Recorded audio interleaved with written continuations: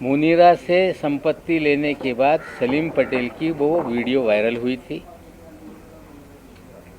और सलीम पटेल ने उन सारे अखबार और चैनलों पे जिन लोगों ने दाऊद से उसका कनेक्शन बताया था उन पे डिफेमेशन सूट फाइल किया था। और 5 महीने पहले मैंने जानकारी ली सलीम पटेल का देहांत हो गया और सलीम पटेल ये मुनीरा का पावर ऑफ अटॉर्नी था।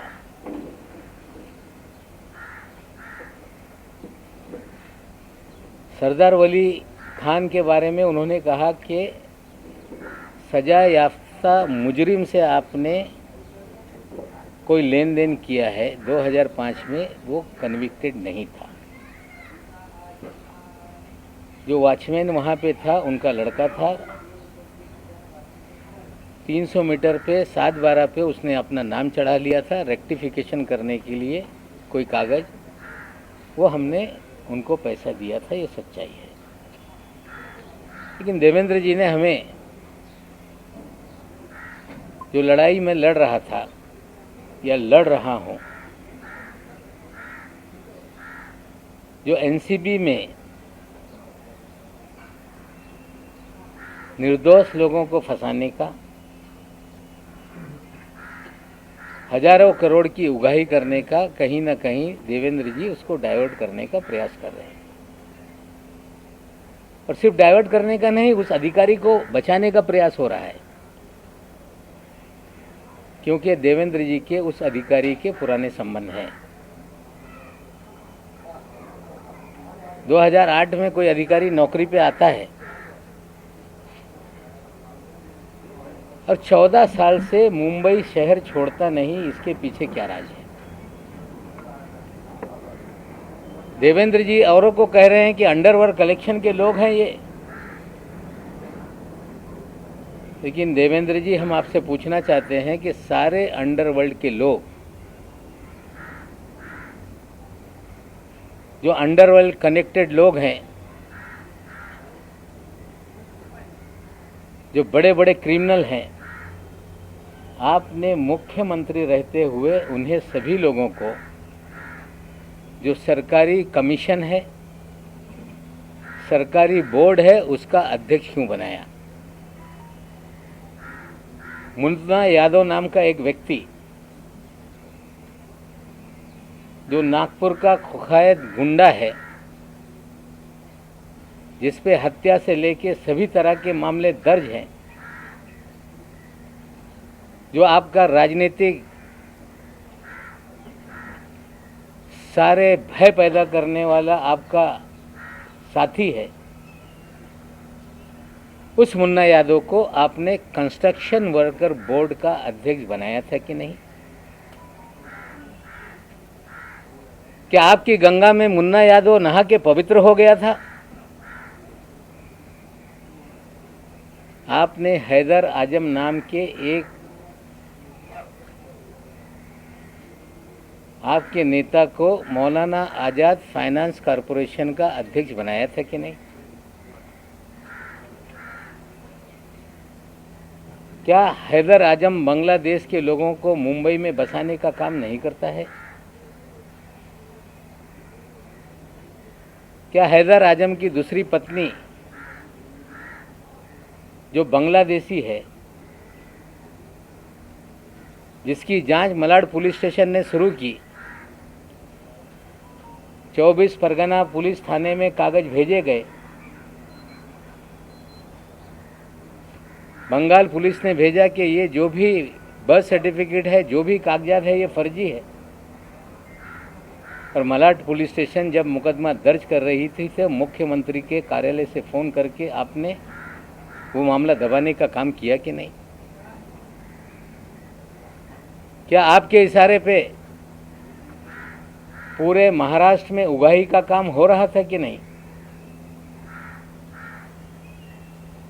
मामला मुंबई का हो, बिल्डरों की जमीनों का झगड़ा हो, मामला थाना में जाके कंप्लेंट करके दर्ज करके वसूली की जाती थी कि नहीं?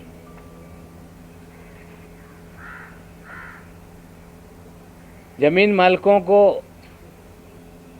पकड़ के लाते थे और सारी ज़मीनें अपने नाम पे लिखा ली जाती थी, ये सच है कि नहीं? क्या आपके कार्यकाल में विदेश से लोगों को फ़ोन आते थे, कुख्यात गुंडे फ़ोन करते थे और पुलिस वाले मामला सेटल कर देते थे कि नहीं? लेकिन सबसे गंभीर आरोप मैं लगा रहा हूं देवेंद्र जी आप पे, कि जब 8 नवंबर 2016 को नोटबंदी हुई, मोदी जी ने कहा कि नोटबंदी इसलिए किया जा रहा है, आतंकवाद खत्म होगा, काला धन खत्म होगा। और एक बात मोदी जी ने कही थी कि बड़े पैमाने पे जाली नोट है, उसे खत्म करने के लिए हम नोटबंदी का काम कर रहे हैं। जब नोटबंदी हो गई, पूरे देश में जाली नोट, चाहे पंजाब हो, 2000 के 500 के जाली नोट पकड़े जाने लगे। मध्य प्रदेश में जाली नोट पकड़े जाने लगे, तमिलनाडु में जाली नोट पकड़े जाने लगे। लेकिन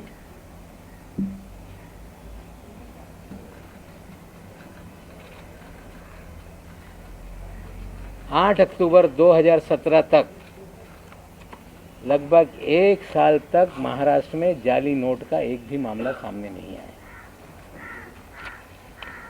क्योंकि देवेंद्र जी के प्रोटेक्शन में जाली नोट का खेल इस महाराष्ट्र में चल रहा था। 8 अक्टूबर 2017 को डायरेक्टर इंटेलिजेंस रेवेन्यू ने बीकेसी में एक छापेमारी की,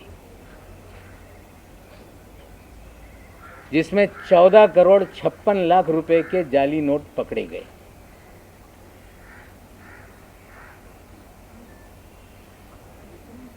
और उस मामले को रफा दफा करने के लिए देवेंद्र जी ने उसमें मदद करने का काम किया।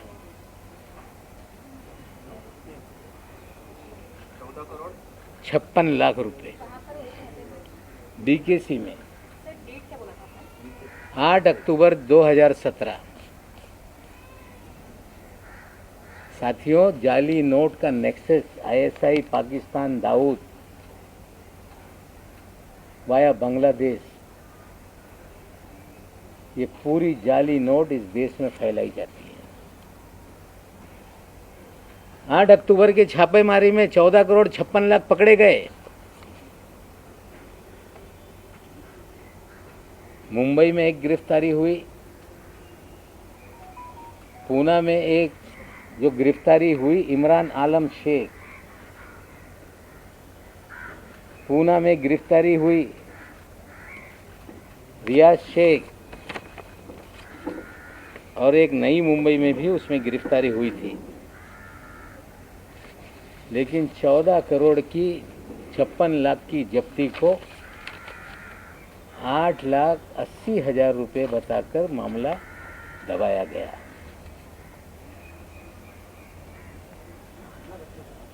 $8,80,000 बताकर मामला दबाया गया। पाकिस्तान की जाली नोट भारत में चले,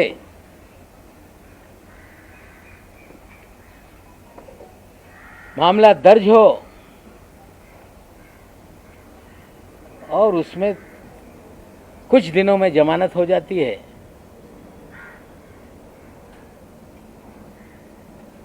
मामला एनआईए को नहीं दिया जाता। नोट कहां से आ रही थी उसके अंतिम जांच कभी आगे नहीं बढ़ती, क्योंकि जो लोग ये सब जाली नोट का रैकेट चला रहे थे उन्हें कहीं ना कहीं तत्कालीन सरकार का संरक्षण था। कहानी बनाई गई कि वो तो कांग्रेस का नेता है। इस शहर में कभी भी वो कांग्रेस का नेता नहीं रहा। खेल था कि पकड़ा जाए तो कांग्रेस पे बिल फाड़ दो।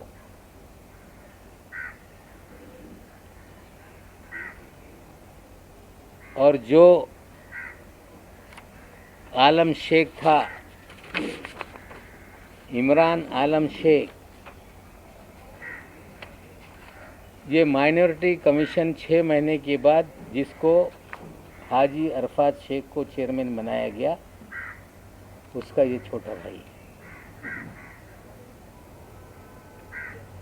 हाजी अरफात शेख, जिसे देवेंद्र जी ने दल बदल करा के अल्पसंख्यक आयोग महाराष्ट्र का चेयरमैन बनाया था, उसका ये छोटा भाई है। देवेंद्र जी, आप मुन्ना यादव को चेयरमैन बनाते हैं, कुख्यात गुंडे को, बांग्लादेशियों को इस शहर के अंदर आबाद करता है, उसको आप माइनॉरिटी मौलाना आज़ाद फाइनेंस कॉरपोरेशन का चेयरमैन बनाते हैं। और जो जाली नोट का रैकेट चलाता है, कहीं छोटे मोटे कोई कार्ड छाप लेके कांग्रेस का नेता बना देता है, रहता है किसी और पार्टी में, काम आपके लिए करता है, और बाद में आप उसे महाराष्ट्र के अल्पसंख्यक आयोग पद का अध्यक्ष बनाते हो। पूरी तरह से आपने राजनीति का क्रिमिनलाइजेशन किया। हम आपसे पूछना चाहते हैं कि रियाज भाटी कौन है?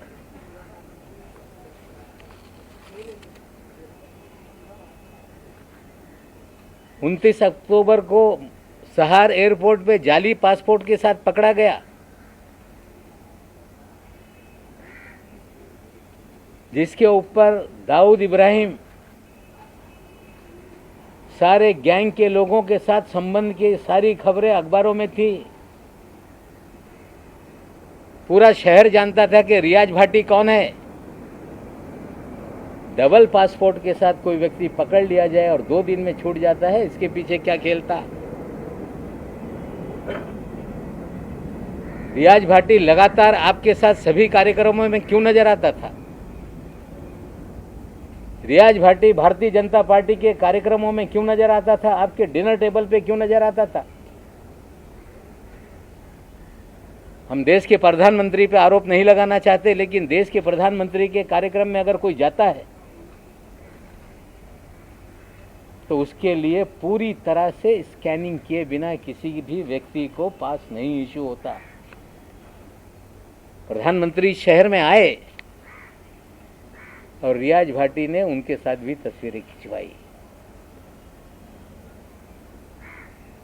क्या ऐसा कारण था बिना स्कूटनी के रियाज भाटी प्रधानमंत्री तक पहुंच गया?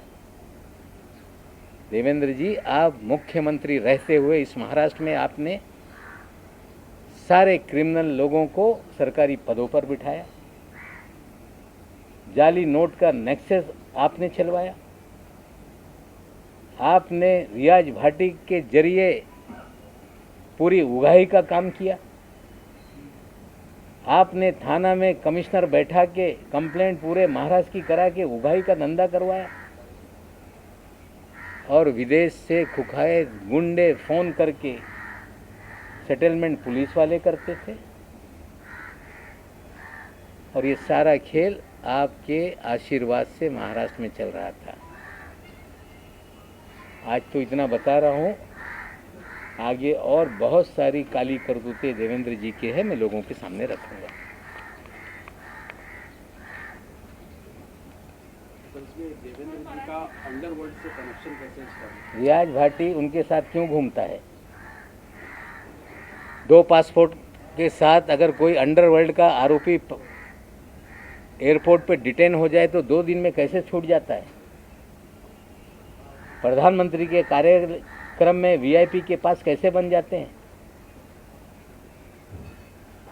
जाली नोट का नेक्सस चलता है, जमानत हो जाती है, पैसे कहाँ से आए, कहाँ से, उसका क्यों नहीं इन्वेस्टिगेशन किया जाता?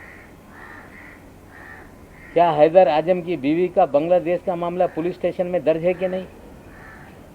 क्या केंद्र की काम करती है? उनसे हम सवाल खड़ा कर रहे हैं कि इसको फिर से देखो कि जाली नोट का नेक्सस पाकिस्तान से कैसे लिंक है, ये भी देखना पड़ेगा। पार्टी का किस अंडरवर्ल्ड से संबंध है? पाकिस्तान का कोई लिंक एस्टैब्लिश हुआ था जिसका आप आरोप लगा रहे हैं, और कौन से बेसिस पे आरोप लगा रहे हैं कि मामला रफा दफा किया गया? जब 14 करोड़ 56 लाख पकड़े गए, जाली नोट का मामला था, तो क्या ऐसा हो गया कि जमानत हो गई तुरंत? क्या ऐसा था कि जांच आगे नहीं बढ़ी? और जिसको पकड़ा था उसके भाई को आपने अल्पसंख्यक आयोग का अध्यक्ष क्यों बनाया? और ये योगा योग है कि उस समय भी उस केस का जो इंचार्ज था वो भी समीर दाऊद वानखेड़े ही था। अलीमोद केस का जी, इसके बारे में थोड़ा इलाबोरेट करें। ते DRI मध्ये ही केस झाली होती।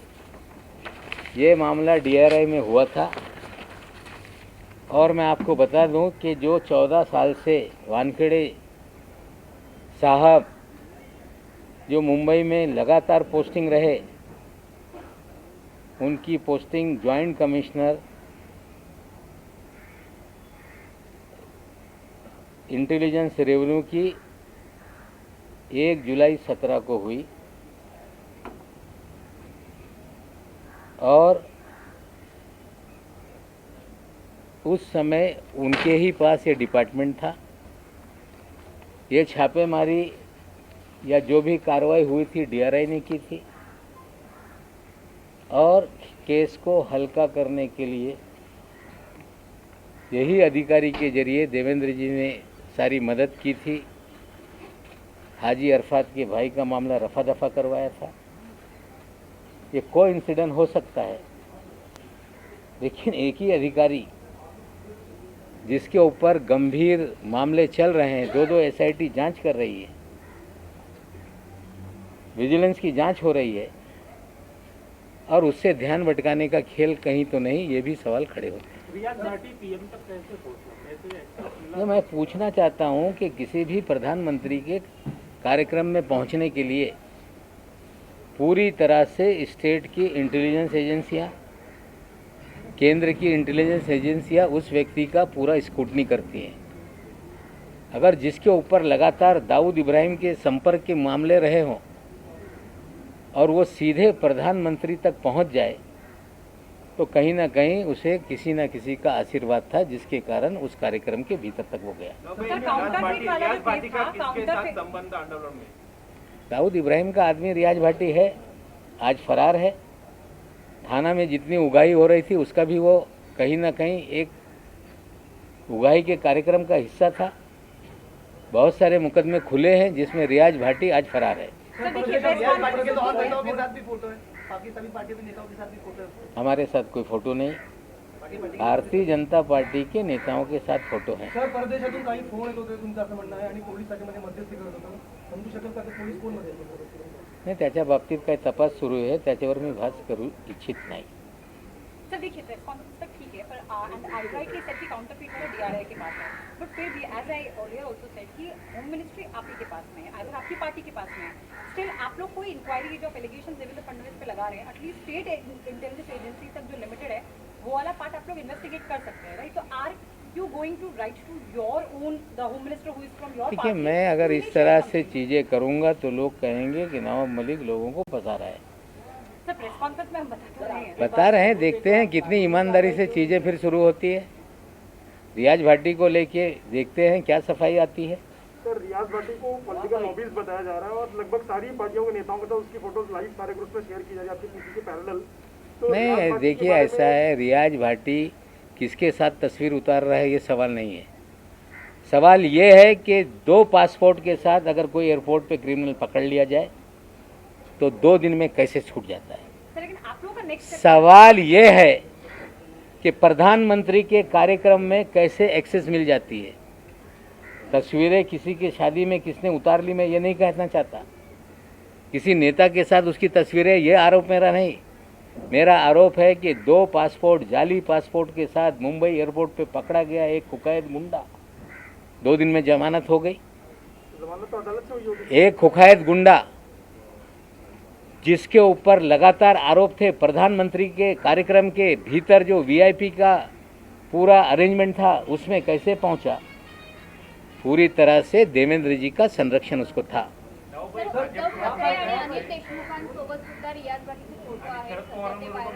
मी फोटोच्या बाबतीत आरोप लावत नाही। बोगस पासपोर्टच्या जो केस आहे 2 दिवसात कसा त्याला सोडण्यात आला. पंतप्रधान यांच्यासोबत स्कूटनी केल्याशिवाय कुणाला जाण्याची परवानगी नसते. हे त्यांना ॲक्सेस देण्यामागे कोण होतं हे माझे प्रश्न आहे. सर ज्या पद्धतीने जो NSX मामला हुआ है आप सर तर त्यांचे अनिल देशमुख उद्धव ठाकरे यांच्यासोबत देखील फोटो आहेत. तुम्ही या प्रकरणाची चौकशी करण्याची मागणी नाही, फोटोवर मी कधी आरोप लावत नाही. माझ्यासोबत पण कोणी येईल फोटो काढून जाईल. सार्वजनिक जीवनात लोकांच्यावर फोटो लोक काढताय. मुन्ना यादव हे शासकीय समितीवर अध्यक्ष होते की नाही. हाजी अरफात मायनॉरिटी कमिशनचा चेअरमॅन होता की नाही. आजम हैदर हे मौलाना आझाद फायनान्स कॉर्पोरेशनचे चेअरमॅन होते की नाही. एका पदावर नेमणूक करत असताना पोलिसांकडून रिपोर्ट मागवण्यात येते की नाही. हे सगळं असताना त्यांना संरक्षण देण्यासाठी, इनाम देण्यासाठी या तिघांना बोर्ड आणि कमिशनचा चेअरमॅन करण्यात आला होता. सर या हे जे नोटा आहेत, जाली नोटा आहेत त्या दाबल्या गेल्या. त्यावेळेस भारतीय जनता पार्टीबरोबर शिवसेना आणि सत्तेमध्ये होती. तर ज्या पद्धतीनं देवेंद्र फडणवीसला हे सगळं माहिती होतं, त्याप्रमाणे शिवसेनेच्या काही मंत्र्यांना माहिती होतं का? तुम्ही माहिती आहे का? मला माहीत नाही. त्यांना नंतर पक्षांतर करून अल्पसंख्याक आयोगचा अध्यक्ष करण्यात आला. म्हणजे हे लोक यांच्यासाठी काम करत होते हे याच्यातून निश्चित होते. और सर जिस प्रकार से कुछ ड्रग्स मामला हुआ है, क्या ये प्रतीत होता है कि ये वसूली ड्रग्स मामला था, क्योंकि इसमें बहुत सारे व्हाट्सएप चैट जो सामने आए और लोगों के केपी गोस्वामी और प्रभाकर सैल के, इसमें चैट में स्पष्ट नजर आ रहा है कि पहले से टारगेट दिए गए थे, कुछ चेहरे पहले से दिए गए थे और उनको पहले से निशाना साधना था. तो क्या ये वसूली ड्रग रेड इसे कहेंगे, क्या कहेंगे इस मामले में? देखिए 13 लोगों को चिन्हित किया गया.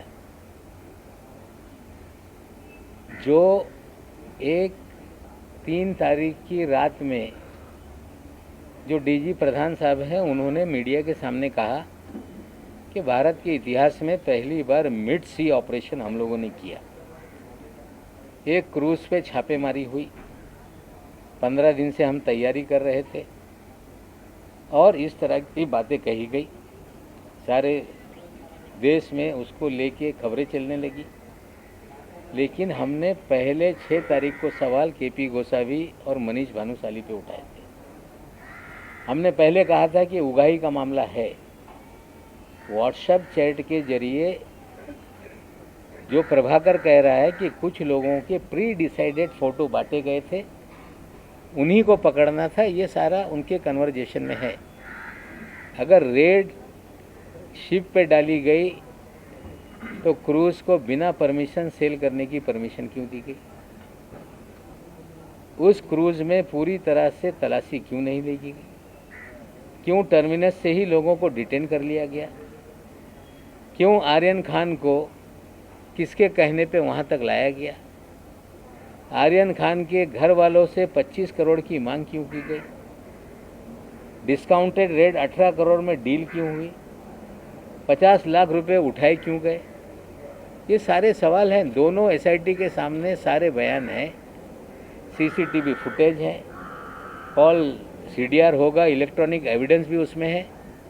लेकिन कहीं ना कहीं लोगों को डराया जा रहा है कि आपने पैसा दिया, आप भी मुकदमेबाजी में फंस जाओगे. मैं आज फिर कहता हूँ कि रैंसम मांगने वाला गुनहगार होता है. अपने बच्चों को बचाने के लिए फिरौती देने वाला कभी भी गुनहगार नहीं. मैं उनको फिर कहता हूँ कि डरो मत. आप विक्टिम हैं, आप गुनहगार नहीं. डराने से आप डरेंगे तो इस शहर में इसी तरह का उगाही का काम चलते रहेगा. तो देखिए समीर वानखेड़े के अगेंस्ट जो एलिगेशंस हैं वो एनसीबी की विजिलेंस टीम इन्वेस्टिगेट कर रही है. Usually people go for a central agency which is मतलब जो कि मेन एजेंसी का पार्ट नहीं हुई. आदमी एनसीबी का ही ऑफिसर है और एनसीबी ही इनके खिलाफ इंक्वायरी कर रही है. Do you have any plans of asking for another agency probing this? क्योंकि मुंबई पुलिस की ऐसी मैं फिर बोल रहा हूँ कि 26 मामलों को हमने पत्र लिखा है कि ये जाली मामले हैं. एनसीबी एक ऑर्गेनाइजेशन है, उनके भीतर भी जांच करने का उनका अधिकार है, काम है. लेकिन अगर इस शहर में किडनैप करके उगाही का काम चल रहा हो, लगातार मुंबई पुलिस को कंप्लेंट मिल रही है, तो पैरेलली 4 अधिकारियों की कमेटी उसकी जांच कर रही है. और निश्चित रूप से जो सच्चाई होगी वही लॉजिकल एंड तक जाएगा। पिछले सरकार में आपने कहा मुंबई के लिए बाहर से फोन आता था। इसने कल जब आरोप किया है आपके बाद किया, ये जो मामला है इसको इनकम टैक्स की रोक कर सकती है और इसमें अंडरवर्ल्ड है NIA भी इसको कर सकती है। और मैं पवार साहब को बात भी भाई आज जो आपने आरोप लगाए आपको क्या लगता है ये जो आपने गंभीर आरोप उनके ऊपर लगाए इसकी जांच महाराष्ट्र सरकार के आपने आज जो आरोप लगाए हैं? नहीं, देखिए ऐसा जो मैंने कहा है वो सारी चीज़ों को निश्चित रूप से जब मैं कुछ कहता हूँ तो मेरी भी जिम्मेदारी बनती है कि मैं गृह विभाग को इसकी जानकारी दूँ। निश्चित रूप से मैं गृह विभाग को जानकारी दूंगा। देवेंद्र जी ये बोल रहे हैं कि आपको CBI पीछे लगेगी, कुछ ट्विटर में लिख रहे हैं कि नवाब मलिक आपका जेल इंतज़ार कर रहा है। अगर गुनाह किया होगा तो हम जेल जाएंगे, लेकिन पाउडर के पैसे से अगर एल्बम बनता है तो इसकी भी जांच होनी चाहिए। सर, ज्या पद्धतीने तुम्ही आता पावडरच्या भाषेने अल्बम म्हटलंय बोललाय, देवेंद्र फडणवीस यांची पत्नी अमृता फडणवीस यांनी आपल्यावर टीका केली. त्यांनी असं म्हटलंय ट्विटरमध्ये की नवाब मलिक फक्त पत्रकार परिषद घेत आहेत आणि विषय डायव्हर्ट करतात. नवाब मलिक यांना त्यांच्या जावयाला आणि काळ्या संपत्तीला वाचवण्याचा प्रयत्न. चोर मचाय शोर यांच्या काळ्या संपत्ती काढायची जर वेळ आली तर ते पण आज नाही उद्या काढू. वर्लीमध्ये 200-200 कोटी रुपयाचे फ्लॅट कोणाच्या नावाने आहे, हे सगळं जे बेनामी संपत्ती हा विषय नाही, नंतर काढू. नहीं नहीं, देखिए ऐसा है, मैं महिलाओं के बारे में कुछ बोलना नहीं चाहता। महिलाएं अपना काम करती हैं, मुझ पे कितनी भी उंगली उठाए मैं किसी महिला को जवाब देना नहीं चाहता। मेरे दामाद का क्या मामला है, NDPS के स्पेशल कोर्ट ने बेल ऑर्डर में स्पष्ट रूप से लिखा है। काला पैसे का मुझ पे आरोप लगा रही है। काला पैसे का बेनामी संपत्ति की ही बात है तो किस लोग आदमी के नाम पे 200 करोड़ का फ्लैट है, BKC में कौन फ्लैट लेकर किसके नाम पे रह रहा है। काला धन बेनामी संपत्ति का ही अगर शौक है, ठीक है, शुरू करिए। हम तो पूरी तरह से तैयार हैं कि आपका ED CBI NIA जो भी मेरी जांच करानी कराइए, लेकिन जो कागज़ मैं दूंगा उसकी भी जांच होगी, ये भी मुझे वो आश्वासन दें। सरकार के कार्यकाल में जो कुछ निर्णय लिए गए थे फडणवीस सरकार के वक्त, क्या उसकी जांच फिलहाल देखिए वो सरकार, मैं आज सरकार की तरफ से प्रवक्ता के नाते नहीं बोल रहा हूँ। मेरी लड़ाई नाइंसाफ़ी, लोगों को बेगुनाहों को जेल में डालना, उगाही का मामला, इसको लेके सरकारी बात आगे करेंगे। धन्यवाद। नमस्कार, मैं हूं मानक गुप्ता। अगर आपको हमारा ये वीडियो पसंद आया हो तो इसे लाइक और शेयर जरूर करें, और हाँ, हमें सब्सक्राइब और फॉलो करना ना भूलें ताकि आप देश और दुनिया की कोई खबर मिस ना करें। तो जुड़े रहिए हमारे साथ और देखते रहिए News 24।